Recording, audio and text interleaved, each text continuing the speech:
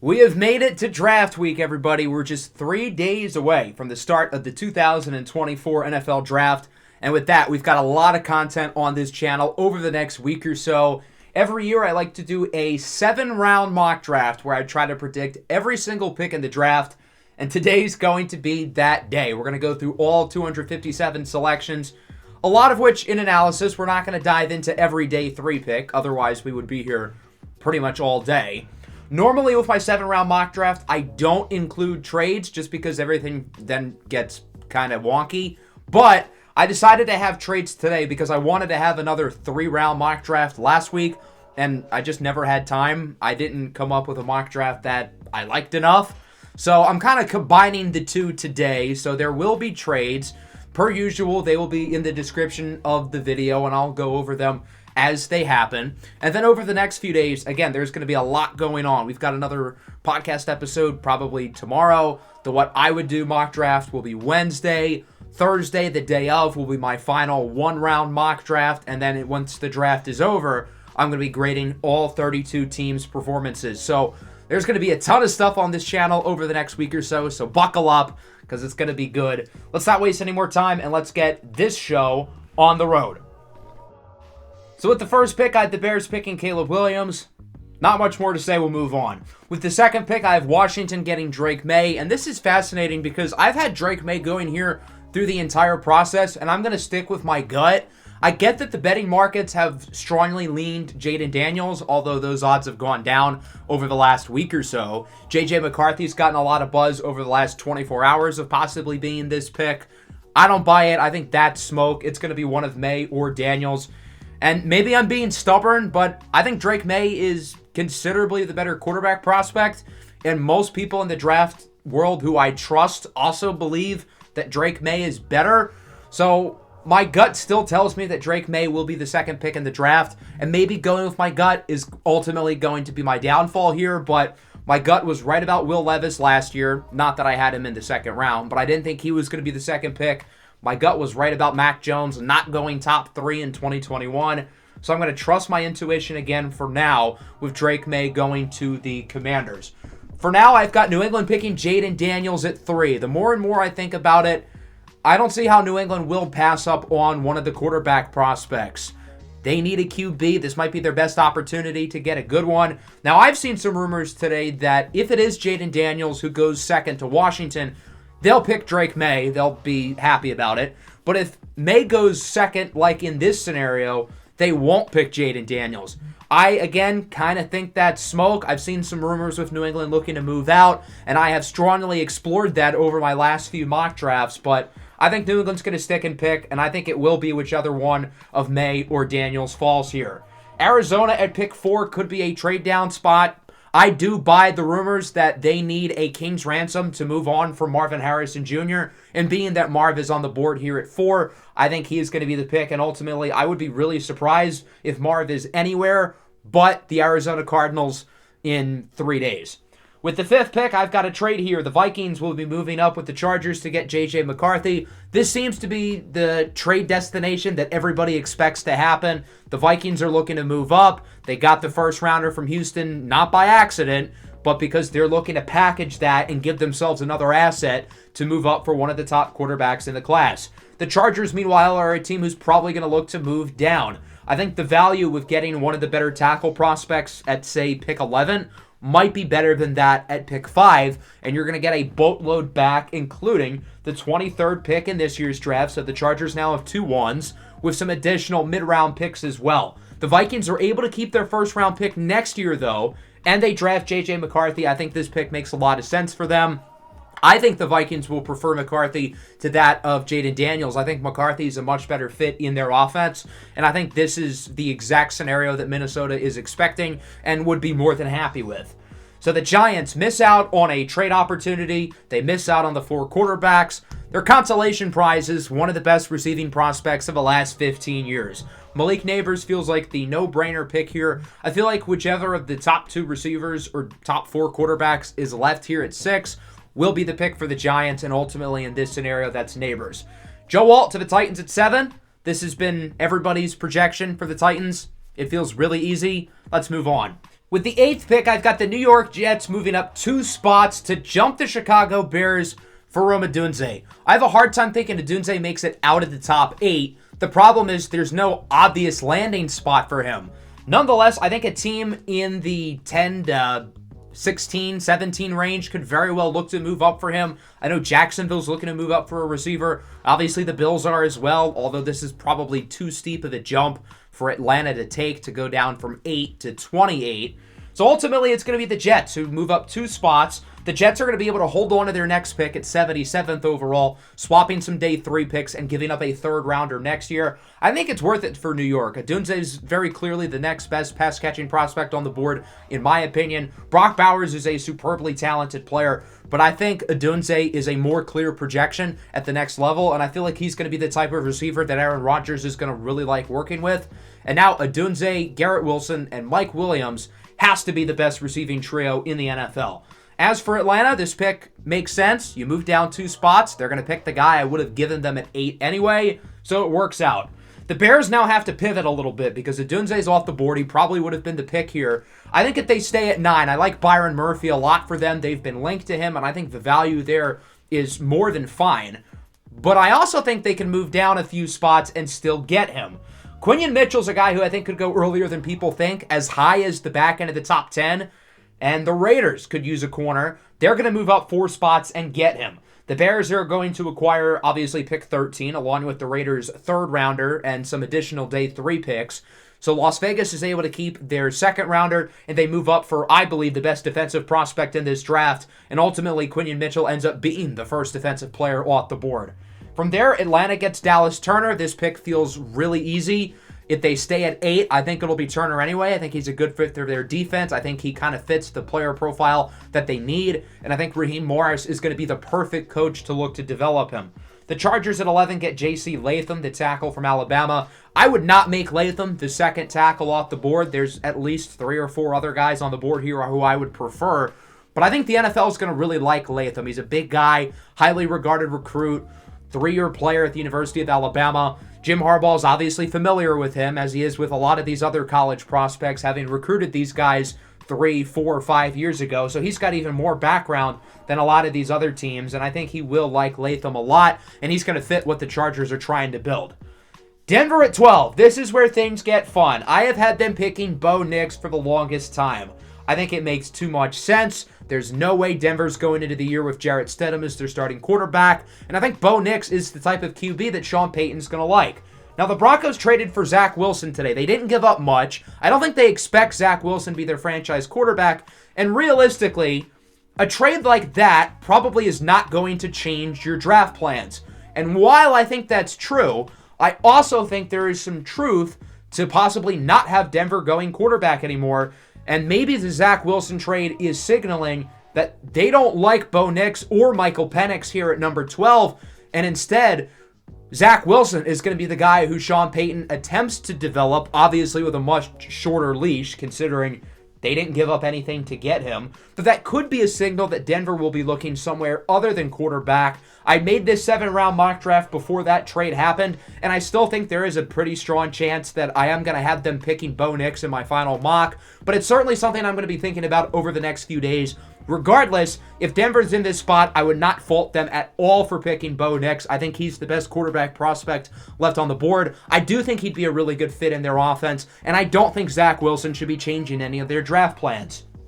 The Bears at 13, they get Byron Murphy. They lost out on Rome Odunze, but this is as good of a scenario, if not better. You're able to move down. You're able to add some day 3 picks. The Bears don't have a lot of those. They also had a 3rd rounder, and they get someone in Byron Murphy, who I think is one of the most dominant defensive players in this draft. He had games this year where he looked unblockable. The Bears have tried to build the middle of their defensive line. They drafted Gervin Dexter and Zach Pickens in the late 2nd, early 3rd last year, and this gets him another body up front.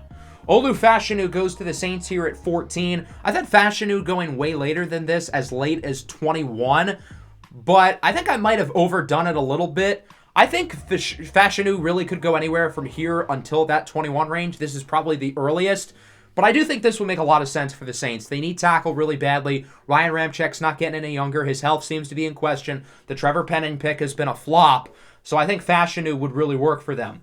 At 15, we've got another trade. The Rams have been heavily linked to moving up. A name that I saw with them today is Laiatu Latu, a player who I've mocked to them in the past. I think that would make a lot of sense. I also think Sean McVay is going to love the idea of Brock Bowers in this offense. And if Bowers slips a little bit, which I honestly think he will, I think this will be a home run move for the Rams, who are going to be moving up 4 spots, giving the Colts a 3rd round pick along with a day 3 swap.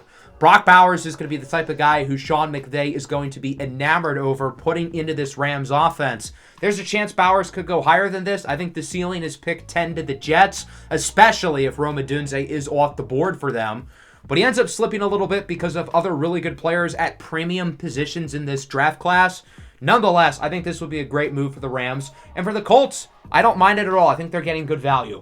Troy Fautanu goes to the Seahawks here at pick 16. There have been some medical question marks recently regarding Abe Lucas at right tackle. They also have huge needs along the interior of the offensive line, and Fautanu can play guard at a pretty high level. So I'm not entirely sure where Seattle's going to play him, but I think this fit would make a lot of sense. The Bills are moving up here to pick 17. They're going to move up 11 spots, giving the Jaguars obviously pick 28, along with their 2nd rounder and another day 3 pick. And they'll be moving up for Brian Thomas Jr. I think this move makes a lot of sense here for the Bills. I think this is Brian Thomas's range, really anywhere between 12 and probably 19-ish, I think is where we see Thomas. I think he will easily be the 4th receiver off the board, and I think he's kind of in a tier of his own. You've got the top 3, then there's Thomas, and then there's everybody else. I think he's a considerable better receiving prospect than the guys below him. And I think him in this offense looking for a vertical threat downfield with somebody like Josh Allen, who's got arguably the strongest arm in the league, sign me up. The Jaguars could very well stick and pick here and go with Thomas, but I think their signing of Gabe Davis is going to prevent that. I also thought about Thomas a lot for the Colts at 15. I think that could really work as well. Talise Fuanga goes to the Bengals here at 18. He very well could go earlier than this. I think him being, the 5th tackle off the board is probably worst case scenario. And Fuanga could be as high as the 2nd tackle gone. But I think the fits with the guys who I've had going earlier make a little bit more sense for those teams. And Fuanga ultimately slips through the cracks. But the Bengals are not going to complain. They're getting a really good player. The Colts move down from 15 to 19, and they still get Terrion Arnold. I really thought about Cooper DeJean here. I think that would make quite a bit of sense for Indianapolis. I think they would like his versatility, but I think Arnold is the better corner prospect overall, and I think he gives them someone who ultimately could develop into a number 1. Here at 20, I've got another trade. The Cardinals are moving up 7 spots. Arizona's a team who's been heavily linked to trading up, and I am buying it. They have so many picks in the top 100. I would be really surprised if they did not look to move up from 27. I've had them move up for other guys in the past. I think my last mock, I had them go up to 17 for Byron Murphy. Here, they're going to move up 7 spots with the Steelers. The two teams will swap seconds. So the Steelers will move up 16 picks in round 2 from 51 to 35, along with some day 3 picks and obviously 27. The players that the Cardinals are moving up for is Laiatu Latu, the edge rusher out of UCLA. This seems to be the floor for him. I think it's more likely that he probably does go in the teens. The Rams, as I mentioned, have been heavily linked to him. I've seen his name floated around with Atlanta at pick 8. I think that's the earliest we could see him go. But he as well kind of slips through the cracks a little bit. Obviously, the medical question marks are there. But the Cardinals need some more guys up front for Jonathan Gannon's defense, and I think they're going to really like Laiatu Latu. Graham Barton out of Duke goes to the Dolphins. He can play just about anywhere on the offensive line. He's probably going to be, I would guess, a center at the next level, maybe a guard. The Dolphins could use either spot. I think this fit makes a lot of sense. I think the Dolphins could be a trade back team. They don't have a ton of picks outside of rounds 1 and 2, but with Barton here on the board, I felt like that was too much to pass up.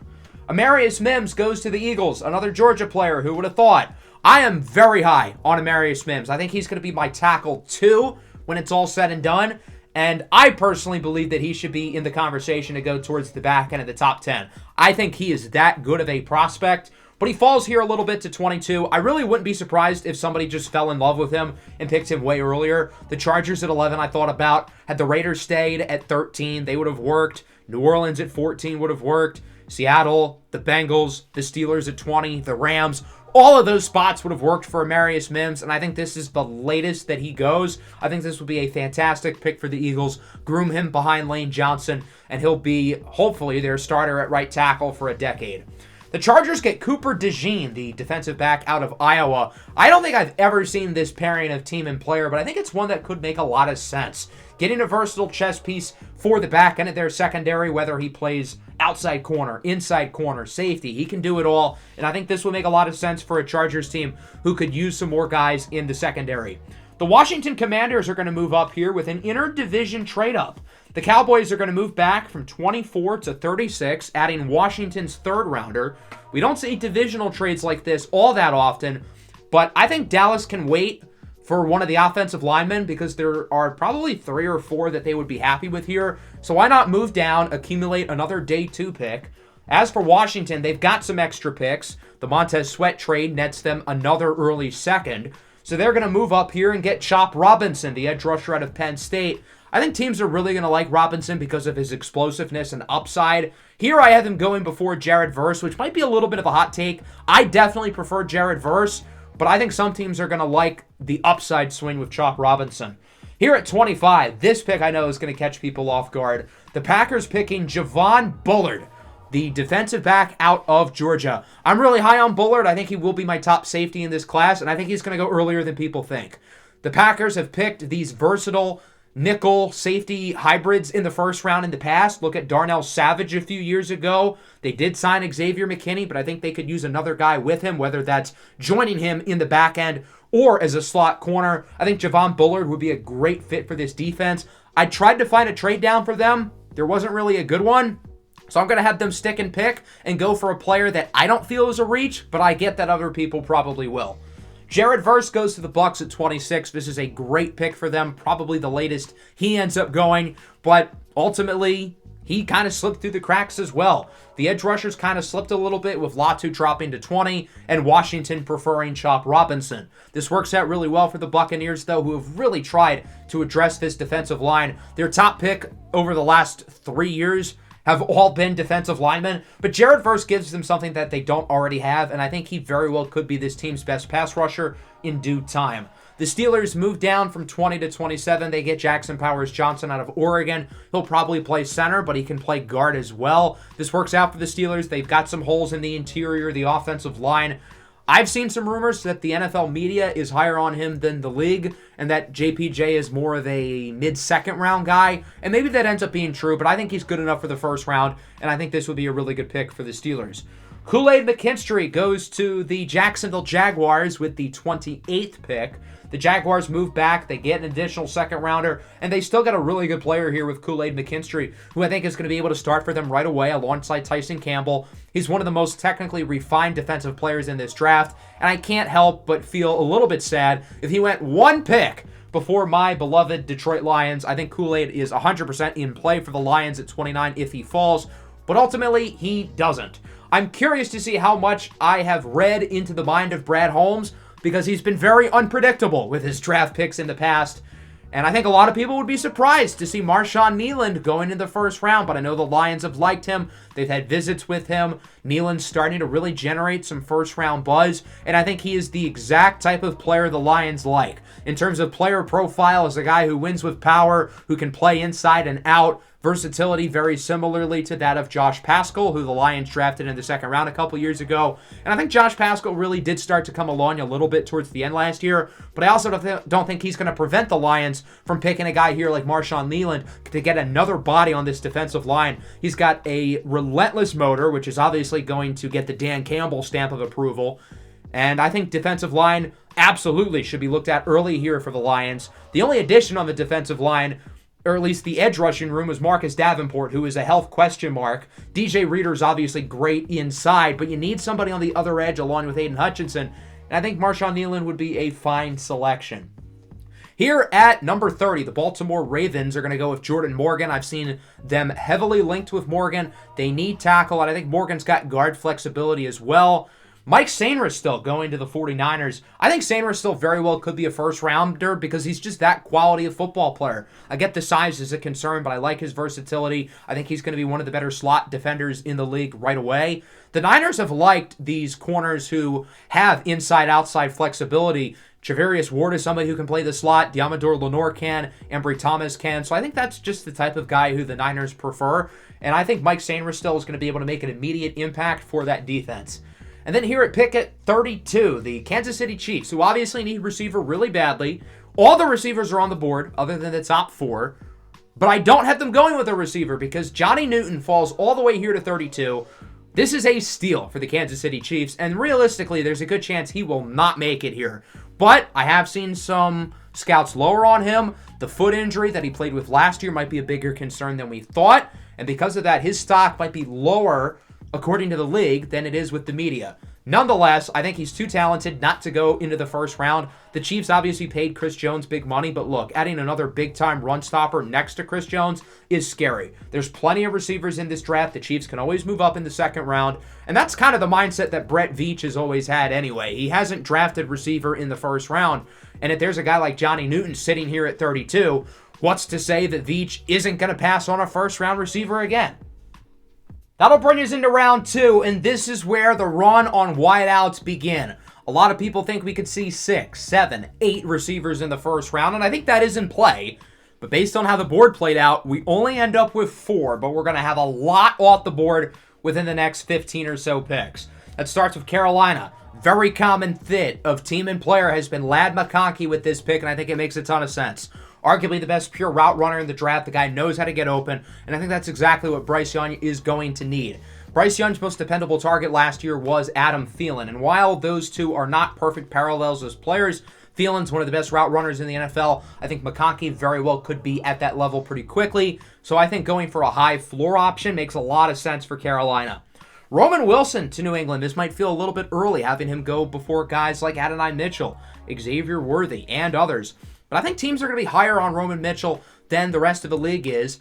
He's not the biggest, but he's someone who can play on the outside and the inside, and I think he'll be a good target for Jaden Daniels.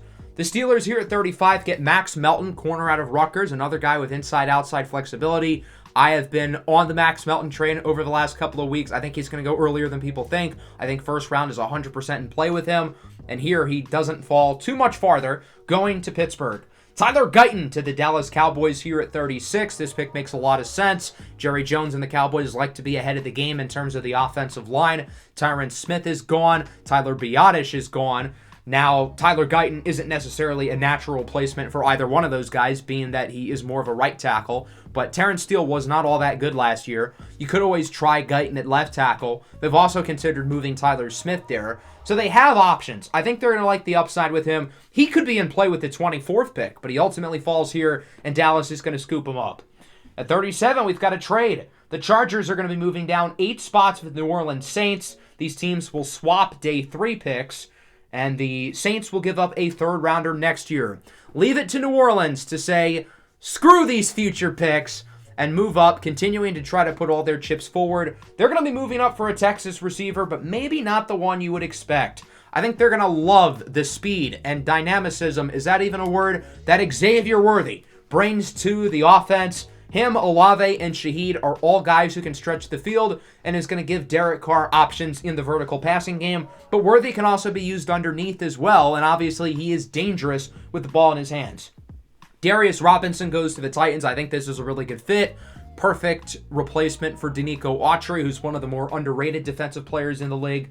I think this would be a really solid selection for Tennessee. So Adonai Mitchell is slipping a little bit. Will he fall to 39? Probably not, but this is ultimately how the board played out. Him being the 8th receiver gone does feel kind of unlikely, but again, this is ultimately how things have shaken up. I've seen some reports of character question marks with Adonai Mitchell, specifically relating to his type 1 diabetes prognosis, and that he can often be a little bit off when, I'm not a doctor, I'm not a diabetes expert, but when his, I guess, blood sugar levels are not to where they should be.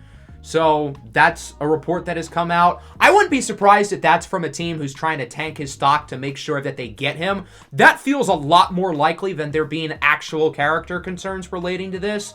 But he does slip a little bit.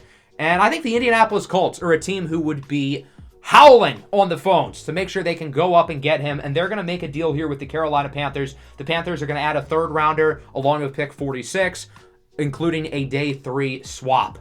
I think this is a home run for the Colts. I think Indianapolis looks like one of the biggest draft winners so far. Moving back in round 1 to get Terrion Arnold, moving up in round 2, using the third rounder that they got from the Rams to trade up for Adonai Mitchell. This would be a grand slam draft for Indianapolis. They prioritize athleticism, size, length, intangibles, and that's what they're getting with both Arnold and Adonai Mitchell.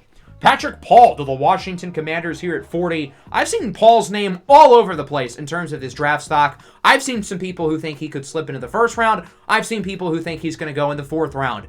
I personally have begun to think that he's going to go sooner than later because he's got the physical attributes that possess really high upside. And for a Washington team who wants to protect their franchise quarterback, I think it makes sense. Junior Colson to the Green Bay Packers. I thought about Colson for them in the 1st round. I think he's a guy who could be a surprise round 1 pick who people don't really expect. But I think he's a really good player, and he might end up being my linebacker 1 in this class. I'm not sure how Packer fans are going to feel about a safety and a linebacker being their top 2 picks, but Brian Gutekunst has used high draft picks on safety and linebacker in the past, and I think Javon Bullard and Junior Colson are 2 of the most underrated defensive players in this class. I would not have a problem at all with Green Bay doing this. I mean, technically I would because they're a rival and I don't want them to be good, but looking at it unbiasedly, I don't think this would be a bad draft for the Packers at all. I think this would actually be quite good.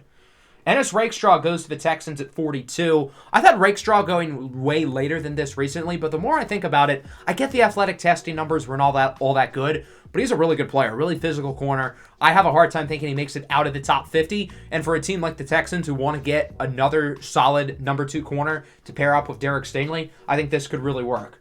Here at 43, we've got a trade. The Falcons moved back in round 1. They're going to move back again here in round 2, moving down 9 spots with the Rams, adding another 3rd rounder. So the Falcons add a 3rd rounder next year from the Jets. They had a late 3rd rounder this year from the Rams. They already had 2 3rd rounders to begin with this year. So the Falcons are stockpiling on late top 100 picks, while the Rams jumped the Raiders for Michael Penix Jr., the quarterback out of Washington. The Raiders look like the most obvious Michael Penix team coming up. You could argue the Giants as well. So the Rams want to make sure they get up ahead of those guys just in case to get somebody who they can groom behind Matthew Stafford as their longtime quarterback. It seems like there's an off chance that Penix goes in the 1st round. I don't think that's going to happen. I think it's a lot more likely that Bo Nix does.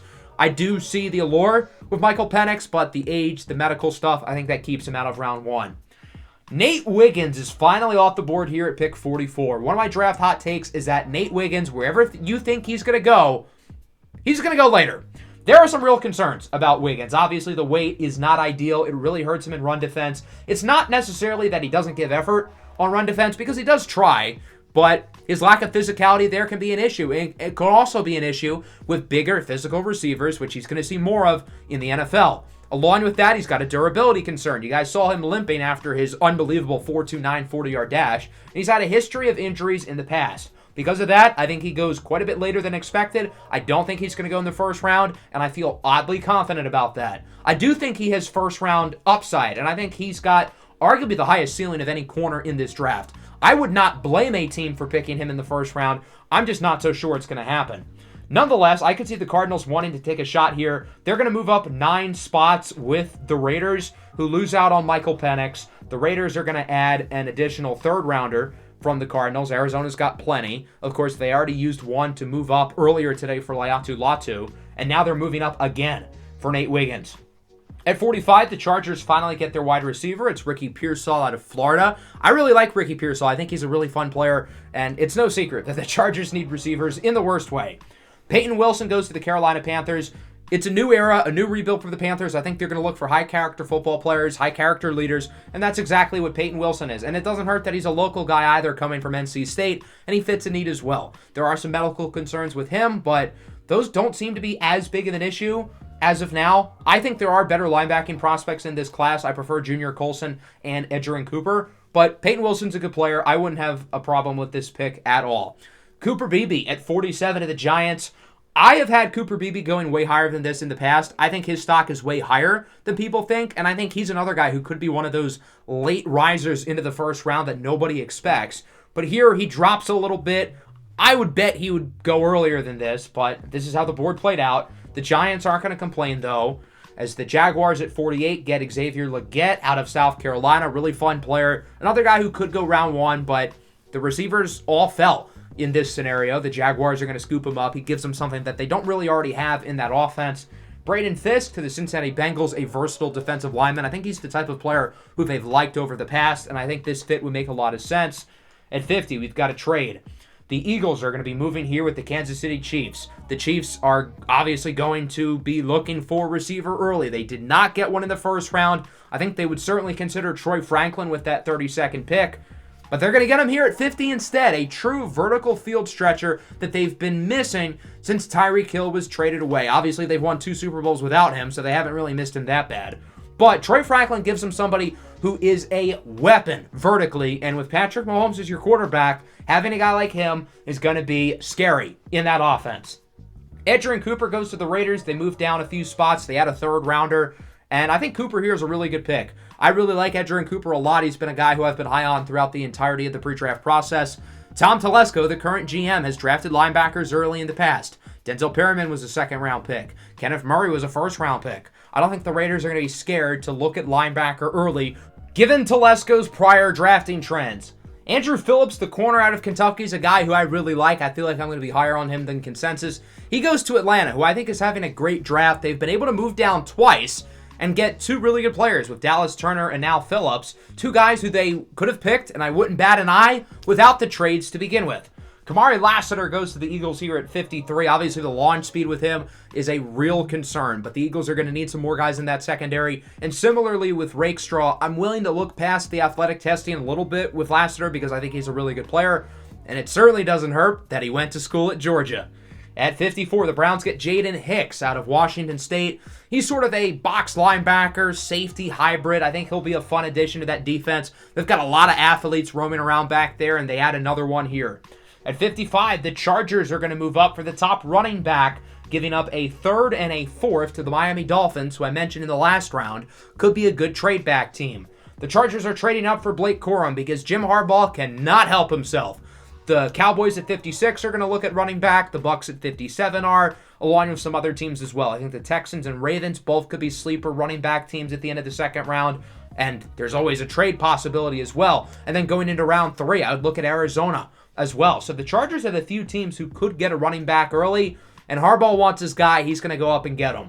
Now, I think Dallas's guy is Jonathan Brooks, so this doesn't really faze them. They'll still add Jonathan Brooks, who's going to be their long-term running back.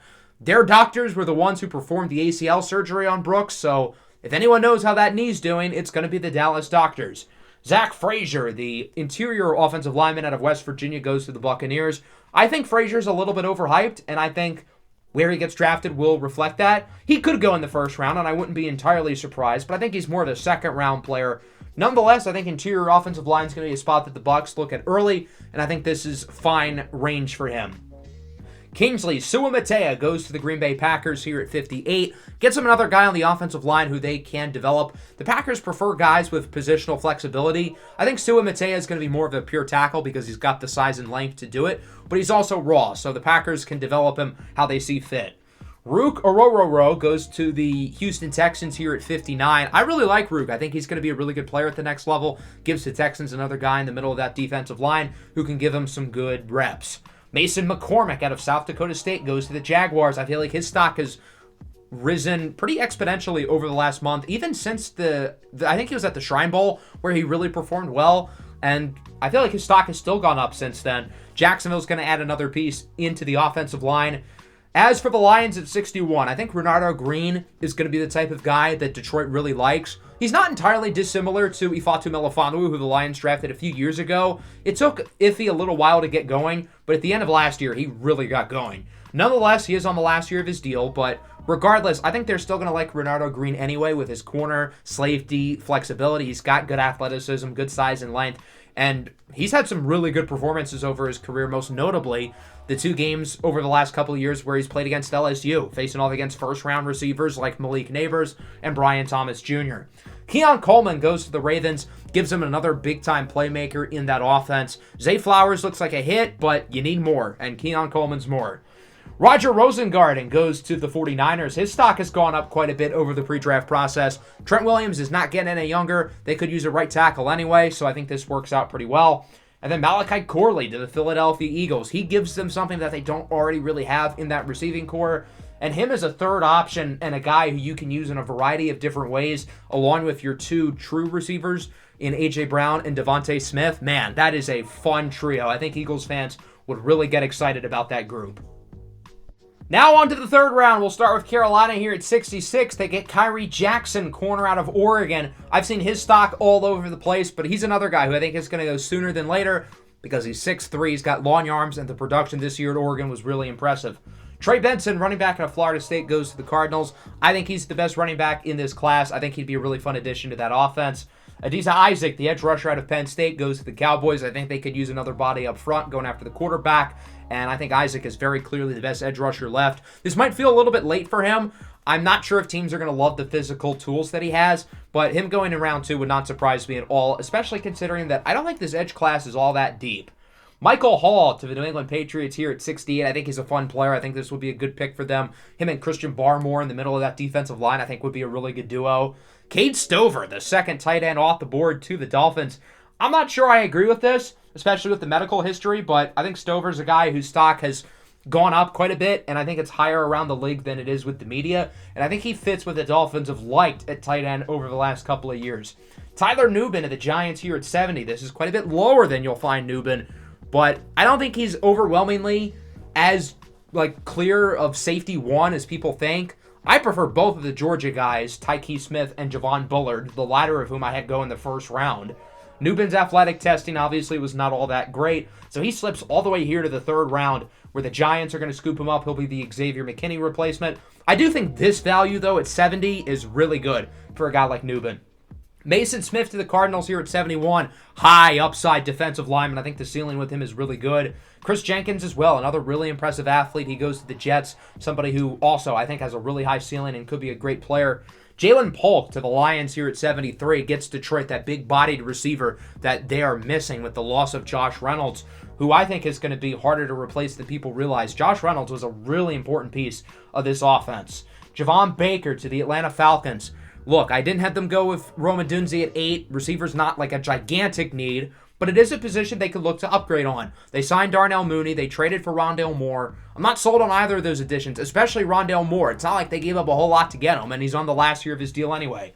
We've got another receiver, 3 in a row. The Bears miss out on Rome Odunze, but they will pair Jamari Thrash out of Louisville with Keenan Allen and DJ Moore. I know we talked about the Jets receiving trio might be the best in the league, but this Bears one is right there with them. Kalen Carson of the Denver Broncos here at 76. Corner could definitely be in play for them at 12, especially if Bo Nix is not happening anymore. Especially if Quinion Mitchell makes it to 12. Obviously, in this scenario, he did not. But they'll settle here with Carson, who I think is going to be a pretty good player and definitely fits a need. Austin Booker out of Kansas goes to the Bears, another edge rusher for Chicago. He's a raw player, but the upside there is definitely there. The upside is also certainly there with Jatavion Sanders, who goes to the Commanders here at 78. I think for me, he will be tight end 2 or tight end 3. I feel like the hate on him has gone a little bit too far, and I really like the tools he has. I think he could be quite good. Brandon Dorlus out of Oregon to the Atlanta Falcons. He's a little bit of a tweener, but I like his versatility and his athleticism at his size. I think that gives him a pretty high ceiling. Ben Sinnott goes to the Bengals here at 80. Really talented player out of Kansas State. He's the other guy with Sanders, who I think will be either my tight end 2 or tight end 3. Tight end's a need for the Bengals. I think this will be really good value. Jackrabbit Taylor Demerson out of Texas Tech to the Seahawks. He's a really fun player, plays all over the field, and I think Mike McDonald is going to love being able to use a player like him. Not entirely dissimilar to that of maybe how we used Kyle Hamilton in Baltimore. Jonah Ellis goes to the Colts here at 82. There are some people who really are not all that high on Jonah Ellis. I'm a believer. I think he's really good. And here at 82, I think this would be great value. Eric All to the Panthers here at 83. All's had an interesting journey. He started his career at Michigan, where he looked like a really promising tight end prospect, but injuries and whatnot came up. He goes to Iowa, who obviously develops tight ends very well. And I think teams are starting to get back on the Eric All hype train. Maybe top 100 is a little bit rich, but the tight ends are falling fast. And after this cluster of 4 or 5, there's a big drop. Jalen McMillan to the Steelers here at 84. Death, taxes, and the Steelers using a day 2 pick on a receiver. It happens every year. They traded away Deontay Johnson. Their receiving room is lacking outside of George Pickens. They need another. Dwayne Carter to the Browns here at 85. He was a little underwhelming in 2023, but he was great the year prior. Gives the Browns another body up front. Jalen Wright to the Texans. This is an interesting pick. Obviously, they traded for Joe Mixon. They have Dameon Pierce. But look, I don't think either of those guys stop you from getting someone who's electric as a playmaker like Jalen Wright. Joe Mixon's not getting any younger. Dameon Pierce might be on his way out. And Wright is a very different player than those guys to begin with. So it works out as is. Jermaine Burton goes to the Dallas Cowboys. This is an organization who does not shy away from character-concerned players. Jermaine Burton's had some issues in the past, but he's a good player. He's got great hands, and Dallas needs another receiver pretty badly. Braylon Trice goes to the Green Bay Packers. I've seen them go defensive line a lot early, and I get that this is a position that historically the Packers have drafted early. Kenny Clark, Rashawn Gary, Devontae Wyatt, Lucas Van Ness, all former first-round picks.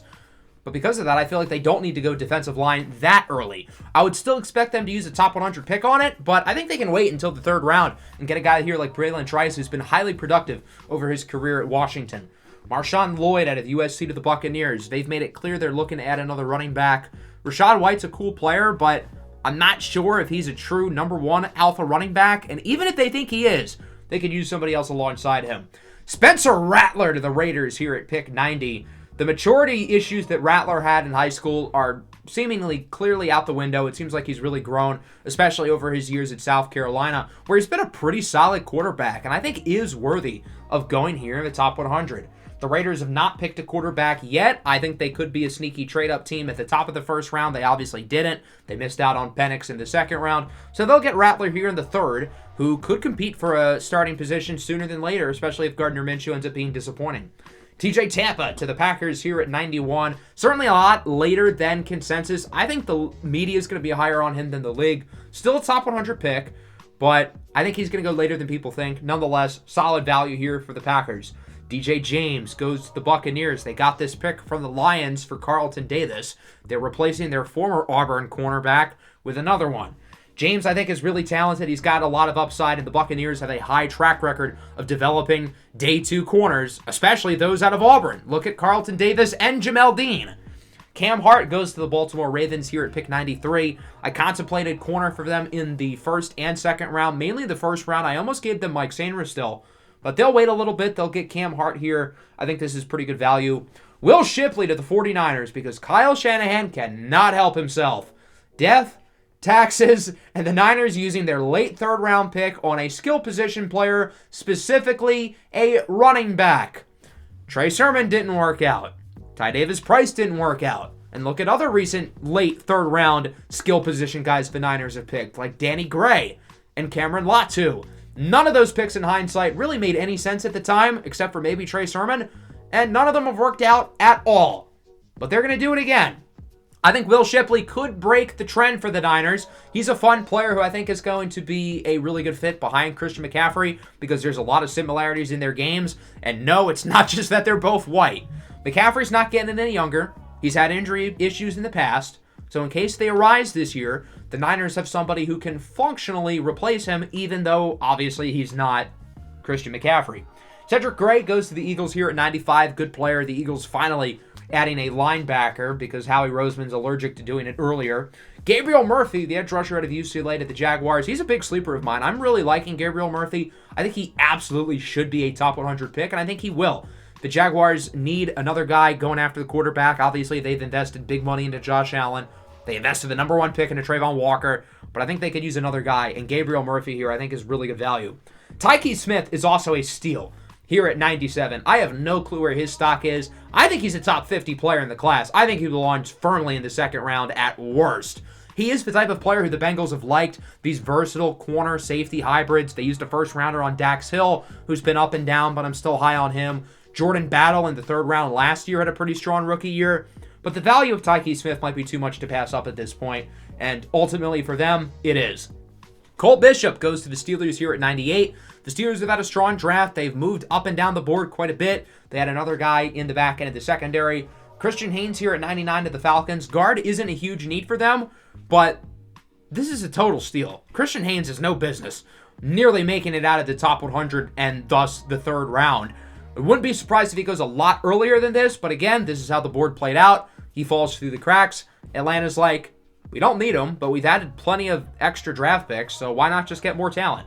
And then at 100, the Washington Commanders get Brendan Rice, the wide receiver out of USC. I think Washington's going to look to add a third guy to join forces with Terry McLaurin and Jahan Dotson. Obviously, you want to give your new quarterback weapons. They already picked Jatavion Sanders earlier in this third round.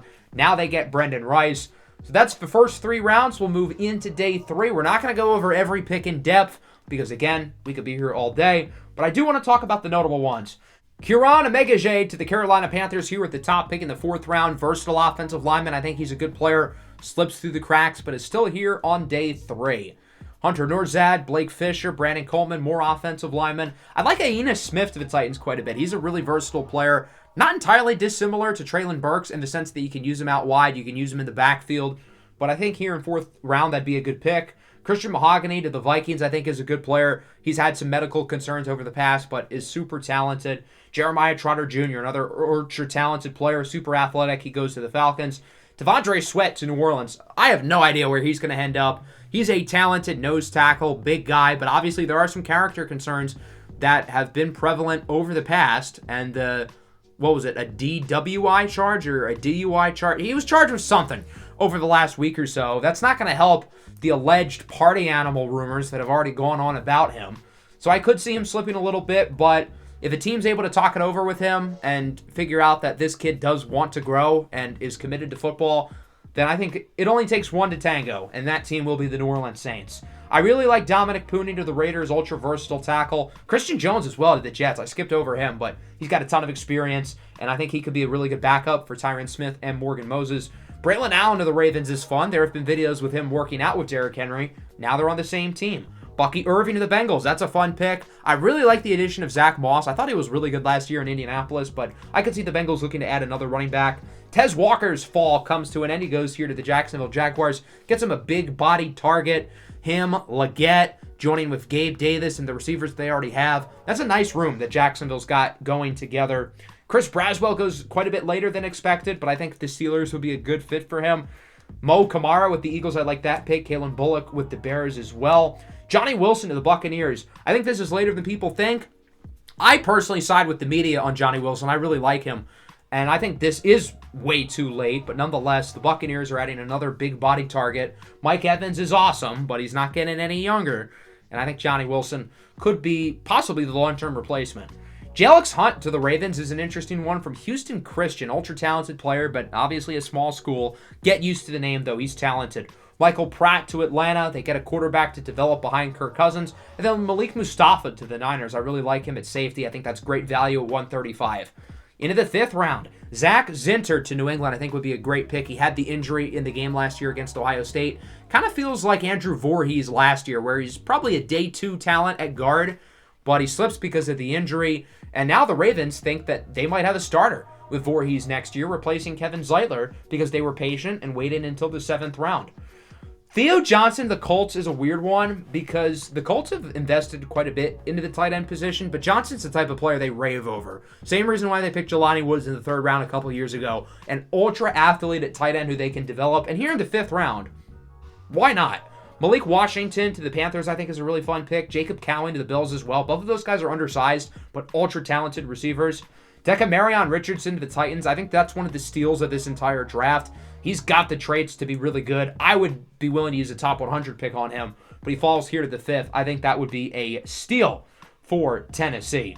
Cam Kitchens is a guy who's been projected a lot higher than this, but the athletics testing is a little bit of a concern. He wasn't all that good this year. Xavier Thomas to the Bears is a really interesting one. Super highly regarded recruit, shown a ton of flashes, but the medical, major concern. He's had a really hard time staying on the field. Elijah Jones to the Vikings is an interesting one.